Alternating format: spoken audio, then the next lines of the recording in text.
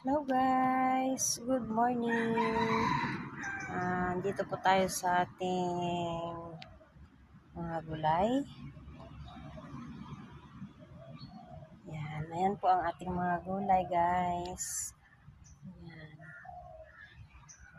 Pag ang Pilipino po ay madiskarte, ganyan po talaga kung gustong mag-ulam ng mga sariwang gulay po. Ayan, ang aking mga sitaw, ang aking mga munggo, at andyan po ang gagandang ampalaya. Ayan po. Ayan guys. Nilagyan ko na po sila ng akyatan para kung ayan naman po ang aking lady finger. Ayan, nagtataasan po.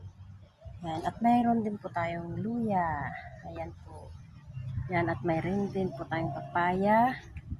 At ito